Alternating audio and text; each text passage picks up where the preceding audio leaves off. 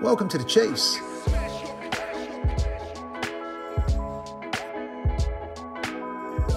The Chiefs is a Whiteark podcast aimed at specifically giving you an insight into what makes great leaders and entrepreneurs in a variety of organisations tick. We call them Chiefs. My name is James Ciuffetelli, and together with my Whiteark co-chief, Joe Hands, we're going to attempt to take you on a journey and talk to as many chiefs across as many industries as we can to give you an insight into A, what makes them tick, and B, what makes their enterprises thrive, and more importantly, what they've learnt along the way. The Chiefs. Super Curry. Mr. Ciuffetelli. Look at you, sexy man. Look at you. Nothing's changed. You're still young and sexy. I'm old and grey. Nah, look at you. Got the best haircut going around town still. Oh, you know what? It's my wife, Kerr, reckons I count the hairs every morning. And I might as well start doing a stock take because they're falling out. Now, you're a superstar. Now, you've agreed to be on our Chiefs.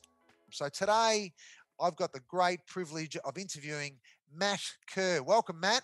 Hi, James. It's good to be here. Thanks for the invitation. It's fantastic to have you here, Matty. So Matt and I've had the good fortune of spending a little bit of my career working alongside and learning from Matty. And Matty's got a fantastic story to tell, which I'm not going to spoil it, but Matt has got an innovation and growth background. He works at and directs at IE from an innovation and growth perspective, and they help organizations create a systematic approach to innovation that complements their core business. So obviously, Matt's focus there is either to drive growth or drive optimization. And throughout his career, and as I said earlier, I've had the great fortune of working alongside Matty, and I've seen how brilliant him and his teams that he leads are. He's run multiple innovation programs and had multiple growth roles, commercial roles, product, pricing, analyst, director. Matt, I'm going to miss half of them.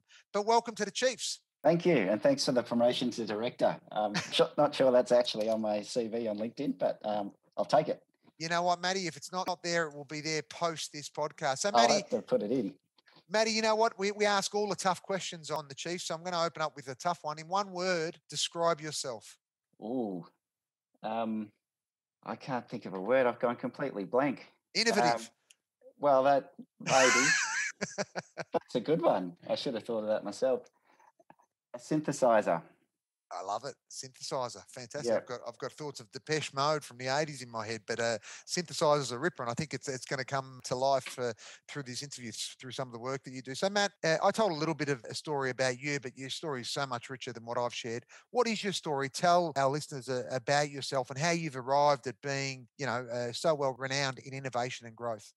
Well, it's a bit of a winding path, I think. So I started out my career in kind of supply chain in retail at the Just Group down there on Church Street in Richmond. Wow. And from there, I went across to Woolies in the UK and worked there for a while. And then I lived next to the City of London. I saw all the big towers and thought, it'd be good to get into financial services. So I did a bit of study and then managed to get across into product management and financial services at Mercer back here in Australia. Then I decided I'd like another change. So I actually thought, digital product looks pretty cool. Maybe I could get into that since I'm in product management. So then I jumped across to Census and joined the Yellow Pages digital team there. And then I was doing that for a while. And then I thought, pricing, I'd like to, really hone my analytics skills and learn some cool stuff. And I'm interested in economics, so I might get into pricing. So then I jumped into pricing at Census and did that for a while. And then I thought, Census really needs to innovate. Like we've been going around in this loop for a long time. And if we don't innovate, there's no future for this business. And so I just thought this is something we really need to do. And I became quite passionate about innovation and started off, I had the Lean Startup sitting on my shelf for a couple of years and never read it. And I actually picked it up and saw so much in there that was just so relevant to Census. And that was the kind of start of my innovation journey. And that's how I ended up in your innovation team at Census, James, with Sean Burns and a few others that we know. And so, and that kind of then kicked off my innovation journey, which has now led to, firstly, Fresh Ventures with John Chambers, who's now across at AGL, but we went across to IE. And so corporate innovation became a big passion of mine because I could see that corporates really needed it. Census was kind of the canary in the coal mine in a lot of ways. The digital directories business was one of the first, along with print media, obviously, and others, but first to be disrupted by, Google and then Facebook coming along and eating our lunch and they let us stay on life support. They didn't completely kill our business model. They thought they didn't need to do that. They could take the millions and billions and let us exist in their ecosystem. But with all that happening, I thought we've got to be able to find some new business models, some new ways to create growth. Otherwise, we're not going to have a business. So I kind of saw my jump into innovation a little bit as the last roll of the dice for Census. I thought, like, if we can't land this, we're just not going to have a future. And so I thought it was pretty important work and very interesting. And so, that's how I got involved in the kind of innovation game inside a corporate. So it's an amazing story, Matt. And I definitely want to delve into some of your learnings. Certainly, at Census, where obviously the industry changed, went from being a print business to a digital business, and then really to being a sort of B2B customer service business that needed to pivot completely. But I'd love to, explore that a little bit further, maybe in the context of, you wrote an article recently, the importance of innovation in adversity. And with the COVID crisis going on right now, there's probably never been a more disruptive time. But before we do that, your experience is so amazing. FMCG, the Just Group. I actually worked for the Just Group just out of university too. There you go. We're probably there at the same time selling jeans. I think you would have been on the shop floor there, charming all the customers. And I was helping the young men and women with their Fabergé and Levi jeans. You are correct. Yeah. But, your fin services, then into product, then into digital, then in consulting with Mercer, then into pricing and strategy. What's the common thread? It's funny, I learned so much from you and Sean when you guys set up the innovation hub at Census, so much more than what I thought I knew about innovation. What's a common thread in the context of innovation across all those industries? Because what I learned was it's not a thing or a department that sort of happens out there. It's something that I saw you almost trying to ingrain in the whole psyche and culture of Census at that point in time. What's a common thread from your perspective? Is it like that everywhere? I think so, yeah. I think the common thread for me running all through my career is just finding better ways to get stuff done inside corporates. So, part of my career, I was a demand planner, and then we did like inventory plans for Woolworths, trying to make sure the company didn't go broke by bringing in too much stock before the Christmas peak. It's always been about getting the right systems and processes and working with people together to achieve the right outcome. And so that's something I've taken through into innovation. It's a bit new for corporates, but corporates kind of forget what they're good at in a way, and that's bringing people together and giving them a process to work in that helps them all be collectively successful. And so that was kind of my approach to innovation. And when I kind of learned a bit more about innovation systems and adopting a systematic approach inside an organization, which is what we were trying to do at Census. We were trying to not just have hackathons and not just, do one-off things. We were trying to make it a systematic way where we could explore different business models and find new ways to create growth and unlock value for the business. And so for me, that's kind of been the consistent theme running through my career. I had at times have got frustrated with corporates and the way they do things, and that's then led me to change direction and change industries and probably take a step backwards in my career and to get across into a different industry. But I've always been, really passionate about trying to come together as a collective inside a corporate and get the right systems in place and the right engagement with your kind of senior stakeholders and actually be able to deliver value. Because if you're stuck in a role inside a business where you feel like you can't do that, it's just incredibly frustrating. And it can sometimes happen inside corporates, as you've probably experienced yourself, James. So I'd actually like to delve into that. You sort of referred to the frustrations, and you referred quite a few times to trying to systemize innovation through people and through process, as opposed to it being this one-off event. What can we learn? What have you learned through some of those frustrations? I think that's kind of where I think we talk about this in the article when we go to the Census case study. Census was really early to the game. Yellow Pages was the first directory in the world to go digital.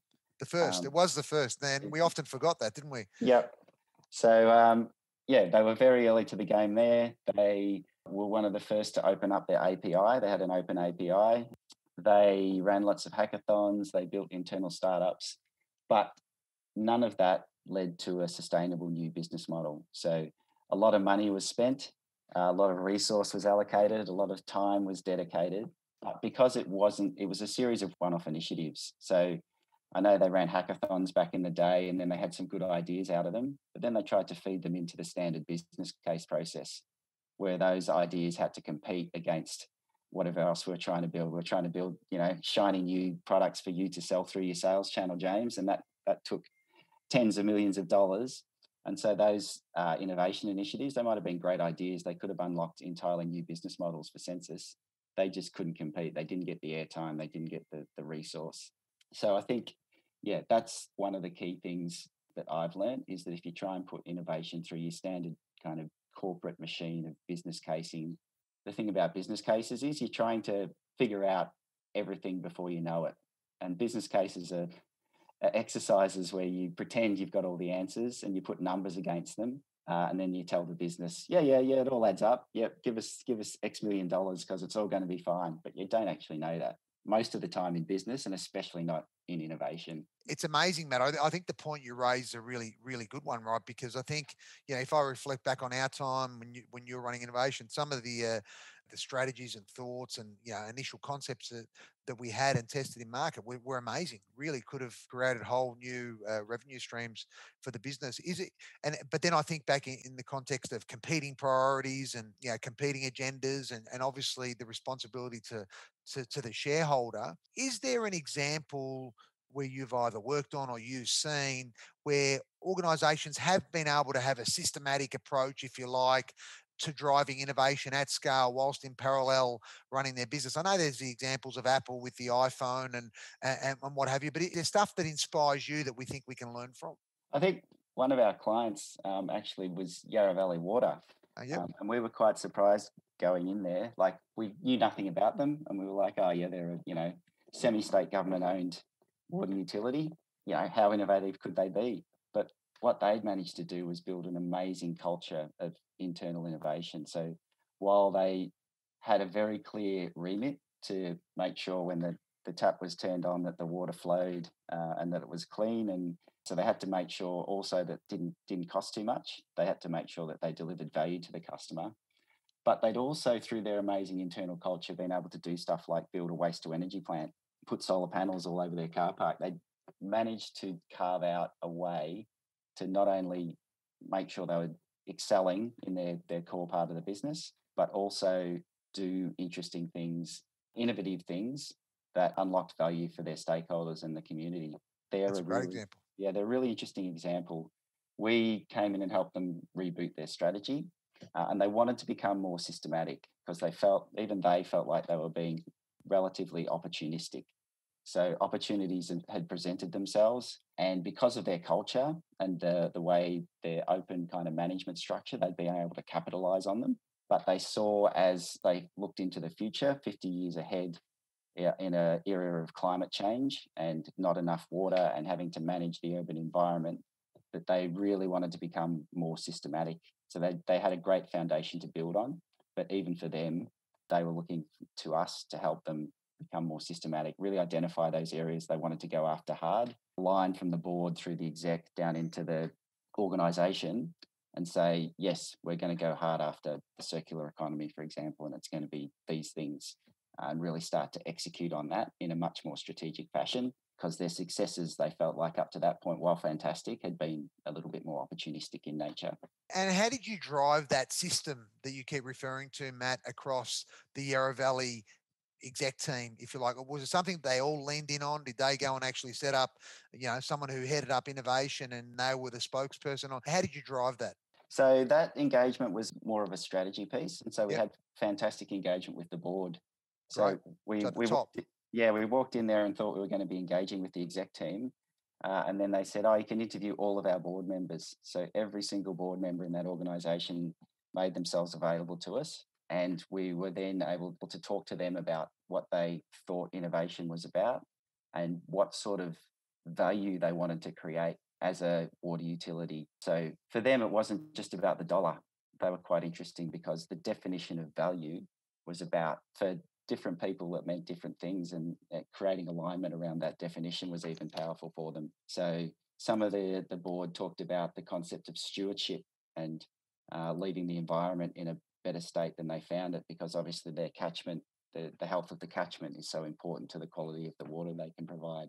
Others talked about kind of really pushing into a leadership position in addressing climate change. And so obviously those things are quite different to a more classic corporate dollars to the bottom line Yep. Metric that we're interested in. So yeah, there's a lot of really good discussion, and getting alignment around what sort of value and where they wanted to create that value was a really big part of that engagement. I think it's super interesting that you actually, you got to the top of the tree, which is the board. So, there's a steward of Yarra Valley in this context. But even when you actually spoke to each of the board members, you had a different perspective on what value meant. So just aligning there really can only help steer the direction of the organisation. So it's no wonder that you had such a great result. So I think that's amazing around just driving alignment from the top. Just if I was to explore that a little bit further, we're in the middle of, sorry, I don't want to say the middle. Hopefully we're over. We've been 2020 has been an interesting year. It's been COVID, and here in Melbourne, we're on the upside. I hope a better time with the COVID crisis. But across Australia, someone referred to me last week, Matt, that COVID could be the greatest gift Australia has ever had in terms of going back to the core roots of innovation, for manufacturing, for jobs, for growth, for community engagement. Now, in your article, you talk about innovation not being a quick fix. What role do you believe innovation can play in actually trying to steer us through COVID? I was thinking about this just before the call. I think a lot of us in corporate see kind of disruption. We've been beat over the head with the term digital disruption for 5 to 10 years, and we've kind of like, we've got fatigue, and we see it's got a negative connotation, and we kind of need to flip that, because disruption brings opportunity, and that's what you've just touched on there, James, is that things change. If you stay the same, then that's bad for you. But in things changing, it can create new opportunities. And if you're open to exploring and leveraging those opportunities, through that, you can find new ways to create value and transform your business model, potentially transform the way you create value. And actually, there's case studies out there where businesses have been able to do that and transform the way the market perceives them. So their share price multiple goes through the roof. That's a real process, though, because it's initially the analysts look at them and go, "Oh, we don't understand this. You should stick to your knitting." Often businesses are told to stick to their knitting, take cost out. The ones who have been able to stay the course and communicate to the market that we're not that business you thought we were. We've found a new way to create value and become valued as like a technology company. Their share price goes up and to the right very nicely. So if you can exploit those opportunities, and disruption creates those opportunities, if you can find a way to unlock the value through that those opportunities present, then you can really prosper from it. Matt, one of the great, I learned so many things from you. I don't think I could ever repay you and Sean for how much I learned from you both. But one of the great case studies you drew my attention to, and I've been fascinated with them ever since, is the Amazon story. Are they still, in your mind, one of the great, not disruptors, but innovators in the way that they've been able to actually systemize and drive their business forward? Yeah, I think I look at them as a exemplar of experimentation. So trying different things and being prepared for them to fail. So the quote I really like from Jeff Bezos is, "We're stubborn on vision, but flexible on detail." And that kind of sums it up for me. If they want to go after something, they're really stubborn about, yes, we're going to be number one in this market, but they're flexible on how they get there. So they experiment, they take their time, they figure out what works, what doesn't work. They throw it away if it's not working. And through that, they find new ways to create value. So yeah, I really like the way that they say we're crystal clear on where we want to get to, but we're flexible on how we want to get there. And that creates the space for them to be able to experiment. And that then unlocks real innovation for them, because they're getting close to the customer, they're finding out what's working, and then they can unlock value. So yeah, I think they're still really up there for me in terms of a experimentation-led organisation and an innovator. It's amazing. The whole market talks about getting close to the customer and experimenting and what have you. But this COVID crisis, you look at what's happened to the travel industry. So this whole sector hasn't even been disrupted. It's just been smashed apart. But they've got an opportunity now to rethink that in the context of their customers, because people are going to travel, but maybe not like before. So what would your advice be to these types of organizations who are now on the precipice of having to reinvent the business that they're in? I think you've just kind of nailed it there. You've got to start with the customer. I think a lot of corporates fall into the trap of saying, you know, we're one of the biggest in town. We've got X million customers. We've got a great sales force. And so all we've got to do is find some more products to sell to them and push them out through our sales channel. You'd know from experience, James, that it just doesn't work like that. Trying to force digital products out through a sales channel onto your customers who have never heard of the product and didn't know they needed it.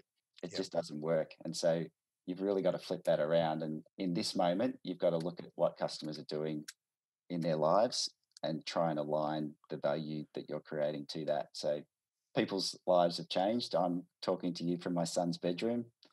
You look like you're in your study there, but you know what? We've sent our kids back to school, so I got my study back. I'm back from the garage into the house, so my connectivity works, Matt, again. Nice, but our lives have shifted, and that's disrupted industries, but it also creates opportunities if you can understand the behaviours that are coming out of those shifts and try and unlock those and use those to deliver value to your customers. And Matt, I think that's a really rich insight, because I think we're kind of at this point in time where I think all of Australia, I was going to say corporate Australia, but all of Australian business did a magnificent job when the outbreak of this virus first hit, in retreating, you know, back to homes and looking after their staff and what have you. And that was a big tick. And I think at a community level, you know, I know myself, I was kind of happy that my family was safe. I was with them. I was able to work, you know, so tick, you know, we proved that we were able to be agile enough to pivot to such a pandemic. However, I actually think some of Australian business is still stuck in this survival mentality. And you know, when you reference around, yes, you've got to get out of survival, but getting out of survival doesn't mean, well, hey, you know what? Everybody's at home now, so we can just keep doing what we're doing, but just reduce the need for a floor in town Exactly right. Yeah. And what you're saying is, how do you get ahead of the curve and go back and actually pragmatically engage your customers or your consumers and talk to them about what's happened for them, so that you can actually genuinely get back on the agenda of transforming your business? Is that fair? Is that like, because your article really talks about that so beautifully. And in case I didn't make really clear to everybody, the article's available obviously on the IE site, the importance of innovation in adversity. And it's an amazingly powerful article for all business corporation to really take on board and understand, you know, what they might want to be able to do differently. But I mean, what would your advice be to that organization that is in survival mode, just waiting for the world to return to normal? I think try and look through. So we did a piece of work recently with BHP, and it was with their property team, and they were starting to face into what does the world look like post-COVID. And it was really interesting to hear them say, we're looking through COVID and the return to work. We're treating that, you know, we'll get through that. What we need to do is look beyond the immediate impacts of this thing and understand what it means for the broader shift in the way our employees are going to work. And so it's, you know, you touched on it right then. It's not about just saving on floor space, having more people working from home. They're starting to face into the questions around how are we going to facilitate connectivity with our people beyond Zoom. So they had a concept of the third place. So maybe there's going to be satellite offices where people can go and connect and interact and have those water cooler moments, while also having the flexibility to work from home, and then also coming into the office at times when you're doing that style of work that needs that. So I think that's a really interesting perspective that they've taken, because they're looking through the immediate impact of how do we just get people safely back into the office and maybe get more people working from home and save a bit on our real estate budget, to how do we help our employees be successful in this new environment? Because the shift is that people want to work from home more, but we're also missing that personal interaction. And so we need to find that balance, and we need to help our employees navigate it. So that's where we got involved, because you need some kind of a digital solution that can manage home, office, third place interactions. So yeah, I think that's the right approach to take. Look through the immediate impact and focus on the opportunities that are presented. Try and leverage those for the benefit of your customers or your employees. I love the way that, again, in your piece, you actually talk to the fact that it's totally understandable, and you actually pay great homage to Australian business in the way that they actually spend time bunkering down, looking after employees. But I equally love the way that you're actually spinning the dialogue and the context towards, okay, but how do we actually, it's not, you know, whether you're working from home or working from work, people are missing connection. People are missing the opportunity to learn and share and evolve and innovate. So I think there in itself lies the opportunity for Australian business and for all of us. And, you know, I look forward to the work that you guys are doing, because it's absolutely amazing. Matt, I think you should be very, very proud of yourself. Oh, thank you. I've got one last question, because I promised Matt I'd go for a period of time, and I've doubled it. We've got a couple of questions that we close off with on the Chiefs, Matt. So unfortunately, you don't get to shy away from them, and they're really, really important questions. What are some interests outside of the work, outside of innovation? What keeps Matt Kerr smiling? I guess a bit of DIY. So I've got a Bunnings at the end of my street. So my ISO lockdown projects were building a cubby for my kids. Good on you. Yeah, which my daughter's now 11, so it's not a cubby. It's like a studio out the back with a rooftop terrace. It got massively out of control. I had a lot of scope creep on that project. And for anyone that doesn't know Matt Kerr, I can tell you this cubby, let me give you a visual. It would be something like the Jetsons, and Maddie's daughter would be flying to it in some sort of a space car that Matt's built, but I can imagine it would be the world's funkiest cubby house. It's pretty big out there in the backyard. It's it got a bit out of control, but yeah, so I like getting out. Yeah, I've dug up half my lawn. I pulled off all the doors on all the bedrooms to get them stripped just as ISO started. So that was great. We're in a house together with no doors. So I've got my DIY exploits. I quite enjoy that. Yeah. And my daughter was giving me a hard time saying, why do you enjoy weeding so much? And I'm like, because you just focus on one thing. You're just pulling out weeds and no one else comes and talks to you. It gives you a bit of zen, I think. I think it's actually great refresh time, isn't it? I love bike riding for the same reason. It just gives you time in your head to synthesize. I'll use a Matt Kerr famous word. Look, so on behalf of all of our audience, Matt, we've been fortunate enough today to spend almost half an hour talking to one of the greatest innovators we have in Australia. So on behalf of the Whiteark team, a massive thanks. You and your team continue to show the way the company should be actually driving innovation now on the back of this pandemic to actually turn the future into something that is both fantastic for organisations, but also sustainable for their people and their communities. So thank you so much. Look forward to keeping an eye on your brilliant journeys, and keep innovating, keep synthesising. Thanks, Matty. Thanks, James. And keep the fantastic hair, because you're always looking sharp. I'm still counting the hair follicles each day. Unfortunately, stocks are running dry. But oh, no, it's an impressive quiff. I love it. You're a gem.